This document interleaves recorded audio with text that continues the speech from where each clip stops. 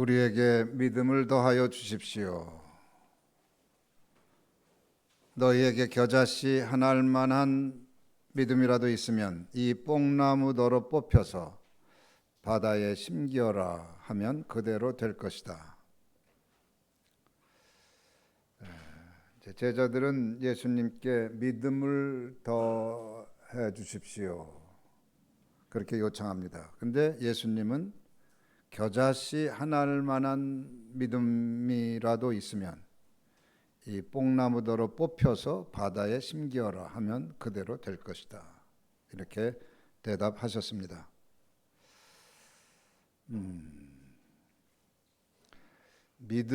제자들은 믿음을 더해달라고 했지만 믿음은 물건처럼 더하거나 뺄 수 있는 게 아닙니다. 믿음은 씨앗처럼 살아있는 생명입니다. 그래서 이것을 오늘 본문을 통해서 분명히 새겨야 합니다. 생명은 크기나 무게, 양으로 잴 수 없습니다. 생명은 자라면서 변하고 변하면서 열매 맺습니다. 따라서 예수님이 말씀하신 겨자씨 한 알만한 믿음, 이 믿음은 크기가 아니라 생명의 방점이 있습니다. 믿음이 살아있다면 그것이 아무리 작아 보여도 크게 자랍니다. 그래서 겨자씨의 비유가 그걸 잘 이야기해주고 있죠. 반대로 생명이 없다면 아무리 교리와 제도와 전통을 붙들어도 소용이 없습니다. 칼뱅주의냐 웨슬리주의냐 개신교냐 카톨릭이냐를 따지는 것은 살아있는 믿음이 아닙니다. 교리와 교파는 생명을 담는 그릇일 뿐 생명 그 자체가 아닌 까닭입니다. 참된 믿음은 교리 논쟁과 교파 구별에 집착하지 않습니다. 참된 믿음은 하나님을 신뢰하고 그분의 생명에 접속되는 내적인 사건입니다. 아주 실존적인 사건입니다. 아주 신성한 사건입니다.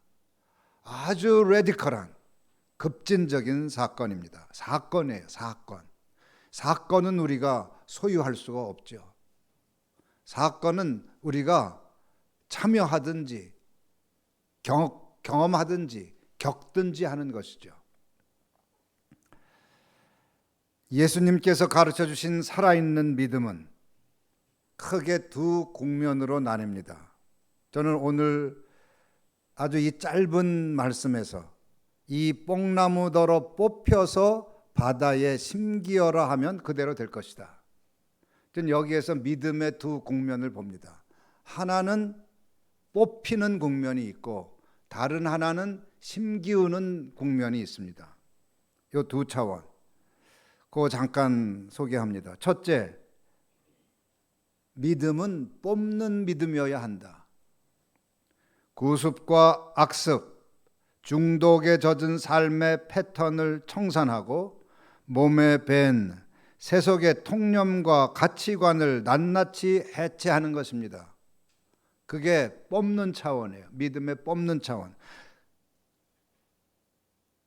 살아있는 믿음의 뽑는 차원이죠. 교리적이고 제도적이고 어떤 의례와 형식에 갇힌 믿음이 아니라 그 믿음이 살아있다면 이런 뽑는 차원이, 뽑는 과정이 반드시 있다는 말씀입니다. 그렇지 않다면 우리의 믿음은 맥빠진 믿음, 허약한 믿음이라고 볼 수밖에 없죠. 형식적인 믿음, 무늬만 믿음이 되겠죠. 내면 깊이 자리한 두려움과 탐욕의 뿌리를 드러내어 뽑습니다. 그게 살아있는 믿음입니다. 두려움과 탐욕을 서식지로 해서 자라는 우상들을 산산이 깨뜨립니다. 믿음은 뽑음으로써 자라고 파괴함으로써 건설합니다. 땅을 뒤집어야 씨앗이 숨쉴 공간이 생기듯 믿음은 삶의 낡은 구조를 뒤집어 새로운 삶의 기후를 조성합니다. 그러니까 믿음은 만만한 게 아니에요. 기독교에서 말하는 믿음은 교리에 대한 지적인 동의도 아닙니다. 하면 된다라고 하는 적극적인 신념 체계도 아닙니다. 이건 생사를 건 문제예요. 하지만 뽑는 것처럼 힘든 일은 없습니다. 생각해 보십시오. 그게 뽕나무든 소나무든 땅에 깊이 뿌리 박힌 나무를 뽑는 일이 얼마나 어려운가를 생각해 보십시오. 이러한 뽑음은 낡은 세계가 무너지는 죽음의 과정이기도 합니다. 따라서 진정한 믿음은 죽느냐 사느냐의 진검승부의 세계이며 낡은 나를 죽이고 새로운 나로 태어나는 혁명적인 사건입니다.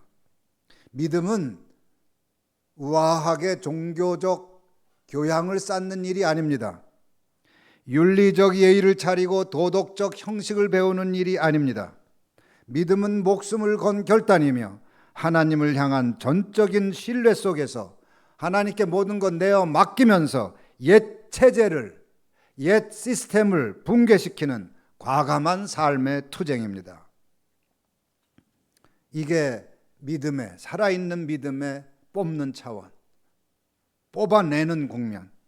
두 번째, 살아있는 믿음은 바다에 심기우는 믿음입니다. 네, 여러분, 나무가 바닷물에 심겨지기를 바랄까요? 에? 바닷물은 너무 짜요. 그리고 너무 씁니다. 나무가 자랄 수 없습니다. 그리고 바다에는 파도가 칩니다. 잔잔한 파도만 있는 게 아니라 태풍이 일 때면 산더미 같은 파도가 몰아칠 때도 있고 해일이 밀려올 때도 있죠. 겨자씨처럼 살아있는 믿음은 과거에서 해방된 이후에도 바닷물 같은 현실을 직면해야 할 때가 있습니다. 그래야 믿음이 성숙해요. 그래야 믿음이 단단해집니다. 그래야 믿음이 속으로 깊이 연그는 거죠. 온실에서만 살면 단단해지지도 않고 성숙하지도 않고 속으로 연글지도 않고 그에 걸맞는 열매도 맺지 못합니다. 믿음이 성숙하려면 때로는 믿음 이전보다 더 거칠고 척박한 삶의 현실을 통과해야 하고 삶을 삼킬 것 같은 거대한 생의 파도를 직면해야 할 때가 있는 겁니다. 믿음의 여정에서 겪는 바닷물 같은 현실은 처음에는 우리의 생명을 위협하는 것 같습니다. 그래서 내가 죽겠습니다. 죽을 것 같습니다. 그렇게 탄식하지 않을 수 없을 때가 있습니다. 그런 시기를 시편 시인은 사망의 음침한 골짜기라고 표현했습니다. 십자가의 성 요한은 어두운 밤이라고 묘사했습니다. 하지만 어두운 밤이나 사망의 골짜기는, 즉 바닷물처럼 짜고 쓰고 위협적인 삶의 고통은 정화와 변화의 과정을 촉진합니다. 짠 물은 상처를 살균합니다. 썩는 것을 멈추게 합니다. 짠물은 심지어 간을 맞추어서 음식을 맛나게 합니다. 이와 같이 진정한 믿음의 길은 우리를 바다에 심음으로써 고난의 연분을 통해 우리의 삶을 정결하게 하고 고통의 파도를 통해 영혼을 단단하게 하며 삶의 간을 맞추어 삶을 맛있게 향유하게 하는 것입니다. 요나가 그런 경험을 한 사람이었죠. 그는 하나님의 부르심을 거부하다가 큰 물고기 뱃속, 곧 성경이 표현하는 바다의 시면에 던져졌습니다. 그곳은 죽음과 같은 어둠의 자리였지만 바로 그곳에서 그는 살려달라고 하나님께 부르짖었고 하나님의 부르심에 순종하는 삶을 다시 시작했습니다. 그 바다의 시면, 그것은 죽음의 자리였으며 새로운 삶의 시작이기도 한 것입니다. 바다는 요나에게 심판의 장소였지만 동시에 정화와 재탄생, 새로운 탄생의 자리가 되었습니다. 예수님은 지금 이러한 믿음의 길로 우리를 초대하시는 거예요. 이러한 믿음의 길. 뿌리가 뽑히고 바닷가에 심기우는 그러한 믿음의 길. 근데 이러한 믿음의 길을 걸으려면 어떻게 할까요? 설교를 준비하면서 이런 질문을 갖고 어떻게 해야 되나 풀리지 않아서 안타가 잠이 들었습니다. 어제, 그렇죠, 오늘이 주일이니까 토요일 아주 이른 새벽 한 2, 3시경 됐을까. 얼핏 잠을 들었는데 꿈을 꿨어요. 그래서 오늘은 명절이기도 하고 그러니까 심각한 얘기 안 하고 꿈 얘기 좀 해드리겠습니다. 오늘 참석 안 한 분들은 좀 이 재밌는 얘기를 못 듣는 참 아쉬움이 있습니다. 꿈에서 제가 신방을 갔습니다. 제가 신방한 길벗은 어린이집을 운영하는 것 같았습니다. 아무튼 배경이 어린이집이에요.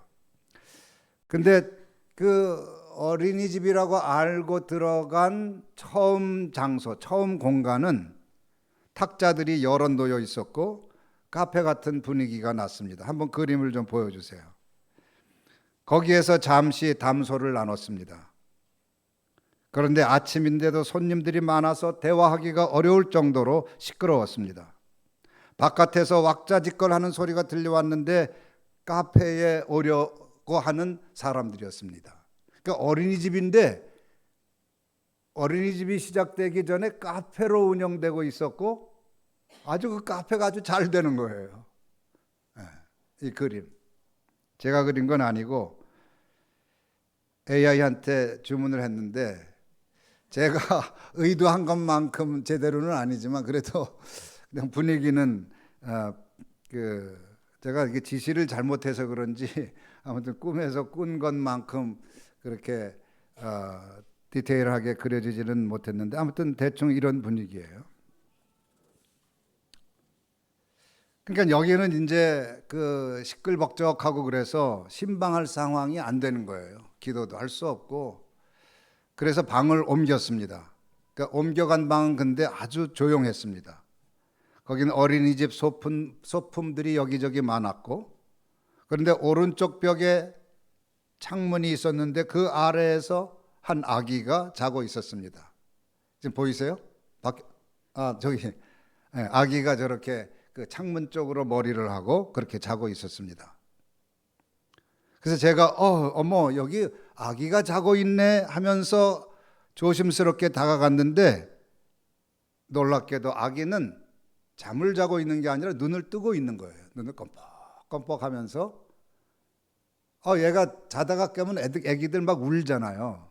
근데 울지도 않고 그냥 가만히 앉아가지고 눈을 껌뻑껌뻑 하면서 있었어요. 아주 참 귀엽고 기특했습니다.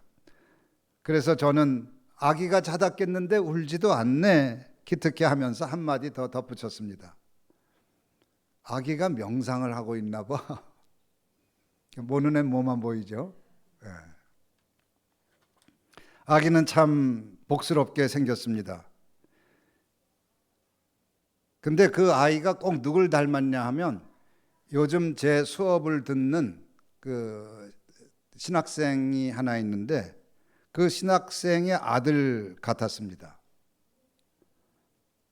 근데 그 학생은 여학생인데 2살 배기 딸과 3개월 된 아들을 데리고 학교를 다녀요. 대단하죠. 근데 거기 이제 아빠가 같이 동행을 해서 엄마가 수업하는 동안은 아빠가 아기를 보는 거예요. 그러니까 아빠도 참 보통 그 헌신이 아니죠. 근데 휴식 시간이면 가끔 아기를 교실로 데리고 들어오기도 해요. 한 번은 2살짜리가 안 나간다고 해가지고 한동안 같이 수업도 했습니다. 그래서 엄마가 너 그럼 아무 소리 내지 말아야 돼. 그러니까 그런다고. 근데 얘가 뭐 아무 소리를 안 낼 수가 있나요? 조금 있다가 웅웅 부지덕부지덕 되니까 수업에 방해된다고 엄마가 걔를 데리고 나가더라고요. 그래서 아빠가 2살 배기 딸과 3살 아들을 이제 보고 있는 거예요. 엄마 수업하는 동안. 아무튼 그 아기를 닮았어요. 근데 그 아기의 이름이 뭔지 아시나요? 실화예요, 실화. 루오야, 루오. 성이 뭔지 아세요? 이시야. 네, 제 손자 이름하고 똑같아요. 그래서 이루오를 지금 이루오의 엄마를 지금 신학교에서 가르치고 있습니다. 근데 그 아기를 보면 이게 3개월 됐는데 아주 그냥 참 복스럽게 생겼어요. 그래서 저는 그 아기를 보면 늘 보름달이 떠오릅니다. 근데 보름달은 저에게 무엇을 상징하느냐 하면 참자를 상징해요. 왜냐하면 먹구름이 가시면 이제 바로 이제 추석이니까 먹구름이 사라지면 둥실 보름달이 떠오르잖아요. 우리 마음이 점점 비워지고 가난해지고 무심에 이르면 우리 안에서도 참자가 둥실 떠오르거든요. 근데 아무튼 그 아기를 보면 그 루오라고 하는 아기를 보면 이제 보름달이 생각이 납니다. 어쨌든 이 아기가 누워서 뭐 명상을 하고 있는지 관상을 하고 있는지 눈을 뜨고 이렇게 앉아 있는 것을 방해하지 않으려고 좀 다른 쪽으로 가서 이제 신방을 시작을 하려고 했습니다. 찬송도 부르고 기도를 하려다가 다시 아기를 바라보았는데 누워있던 아기가 그때는 이렇게 앉아서 진짜 명상을 하고 있는 거예요. 아기가. 이 다음 그림이 그것을 보여줍니다. 너무 기특해서 제가 사진을 찍으려고 여기 이 그림에는 이제 그 중간에 그 휴대폰으로만 그 표현을 했는데, 근데 휴대폰을 조작하는데 제가 조작이 서툴러 가지고 이렇게 찍어야 되는데 막 하다가 찍지 못하고 그냥 잠을 깨버리고 말았어요. 너무 아쉬웠습니다. 그걸 그냥 찍어 가지고 휴대폰에 담아놨어야 되는데.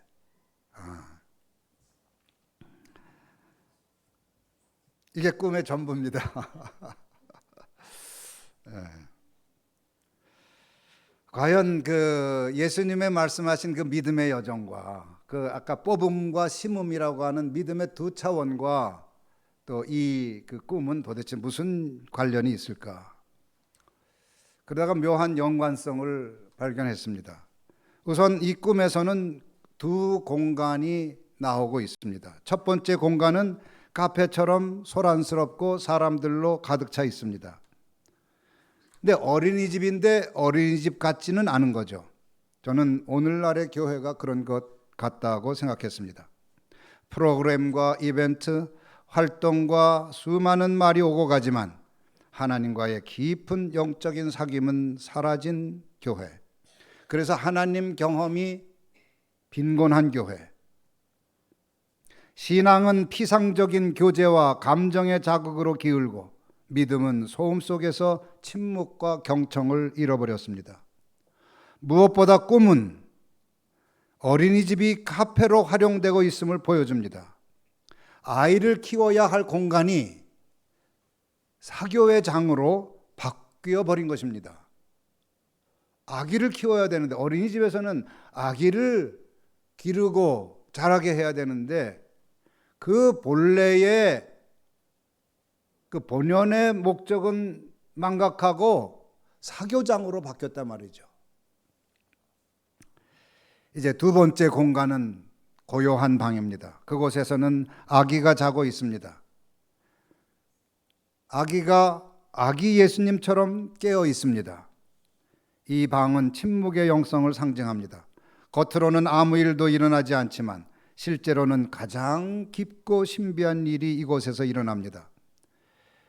교회는 소음과 행사로 북적대는 것이 아니라 깊은 침묵 속에서 하나님과 사귀는 곳입니다. 그럼으로써 참자라는 내면의 아기를 기르는 곳, 그것이 교회여야 한다. 그것이 교회의 제1목적, 궁극적인 목적이 되어야 하는 것입니다. 그리고 그것이 목회의 본질입니다. 소리의 목회가 감각을 자극한다면 침묵의 목회는 존재를 일깨웁니다. 미래의 교회는 바로 이 고요한 방에서 태어날 것입니다. 꿈속의 아기는 단순한 존재가 아닙니다. 보름달을 연상시키는 아기는 참자의 회복을 상징합니다. 그는 꾸밈이 없고 자신을 드러내려 하지 않으며 존재 그 자체로 이미 충분합니다. 거짓자의 가면을 쓰지 않고 사람의 인정을 갈구하지 않으며 세상의 기대에 휘둘리지 않습니다. 보름달 같은 그의 이미지는 참자를 회복하라고 우리에게 촉구하고 있습니다. 참자의 모습을 통해서 아기는 예수 아기와 하나가 됩니다. 무엇보다 꿈속의 아기는 루오라는 이름을 갖고 있습니다.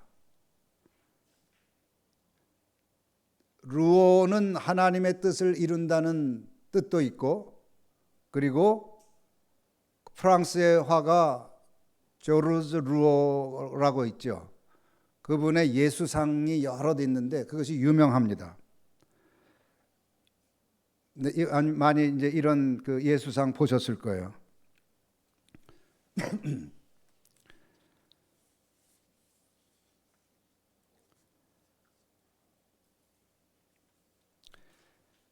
루오라는 화가는 평생 예수의 얼굴을 그린 화가입니다. 그의 예수는 화려하지 않습니다. 금관을 쓰고 있지 않습니다. 소박합니다. 때로는 고통받는 인간의 얼굴을 하고 있습니다. 그러나 그 얼굴은 절망의 얼굴이 아니라 자비와 평화의 빛을 품고 있습니다. 조르주 루오는 서커스 광대나 매춘부 같은 사회의 약자들 안에서 그리스도의 얼굴을 보았습니다. 꿈속의 아기 루오는 이러한 예수로 우리를 인도합니다. 화려하고 특별하지 않고 소박하고 평범한 예수, 높은 자리가 아니라 낮은 자리에서 스스로 빛나는 그리스도의 현존으로 우리를 인도합니다. 꿈은 하나님의 현존이 아기처럼 소박하고 작은 곳에 깃든다는 진실을 우리에게 가르쳐 줍니다. 아기 루오, 그리고 화가 루오가 그린 예수, 울지 않는 평정과 평화, 침묵 속의 눈뜸, 복스러운 얼굴에 나타나는 참자의 형상, 이미 그 속에 하나님 나라의 씨앗이 잉태되고 자라고 있습니다. 교회의 미래는 바로 내면의 아기인 참자에서 시작됩니다. 참자를 각성하고 참자로 전향하고 참자에 뿌리 내리는 것이 살아있는 믿음의 여정입니다. 이러한 믿음이야말로 바닷물같이 짜고 쓰고 풍랑이는 삶에서도 새로운 생명을 잉태하고 길러내는 그런 믿음입니다. 이제 꿈의 마지막 장면이 뭔지 아시죠? 아기를 향해서 카메라를 들이대는 순간, 이것도 매우 깊은 상징이 있습니다. 저는 그 관상하고 있는 아기가 너무 기특하고 예쁘고 또 성스러워 보여서 그걸 찍으려고 했거든요. 내 휴대폰에 담아두기 위해서. 사진을 찍으려는 행위는 거룩한 순간을 붙잡고 싶은 인간의 본능적인 열망을 보여줍니다. 영적인 체험은 강렬하지만 순식간에 스쳐 지나가기에 우리는 그것을 붙들고 싶어 합니다. 소유하고 싶어 합니다. 그러나 그 순간 꿈은 끝나버렸습니다. 소유하려고 하는 순간, 붙들려고 하는 순간 꿈은 끝나버렸습니다. 마치 하나님께서 소유하려고 하지 말라고 말씀이라도 하시는 것 같았습니다. 참된 영성의 경험은 포착의 대상이 아닙니다. 그것은 기억 속에 박제되는 사건이 아니라 지금 이 순간의 현존 안에서 살아있는 사건입니다. 사진이 살아있는 것을 멈추게 한다면 하나님은 살아있는 흐름 속에서만 사건으로서 경험됩니다. 참자도 마찬가지입니다. 아기가 상징하는 참자는 찍혀야 할, 찍어서 간직해야 할 대상이 아니라 지속적으로 깨어있는 영적인 상태입니다. 우리는 그 얼굴을 소유할 수 없고 다만 각성하고 그 안에 머무를 수 있을 뿐입니다. 침묵 속에서 참자의 고요한 빛에 머물 때 우리는 루오의 예수와 하나가 됩니다. 소박함과 평범함 속에서 스스로 빛나는 예수. 믿음에 대해 이런 묵상을 하다 보니 꿈에 나타난 아기가 겨자씨라는 생각이 들었습니다. 그 아기는 겨자씨처럼 참자를 향해 우럭무럭 자랄 것입니다. 따라서 아기는 살아있는 믿음의 표상입니다. 이러한 믿음의 경지에 들어가려면 어떻게 해야 할까요? 방을 옮겨야 합니다. 시끄럽고 사람들이 북적대고 사교장 같은 교회에서 조용하고 침묵이 살아있는 관상적 교회로 나아가야 하는 것입니다. 관계의 소음과 자기 과시의 언어가 신앙을 덮어버린 교회로부터 말보다 경청을, 활동보다 현존을, 비교보다 나눔을 존중하는 교회로 나아가야 합니다.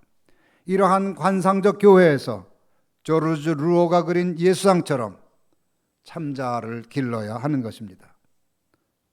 참자로 소박하고 평범하게 살면서 일상에 깃든 하나님의 은총을 발견해야 합니다.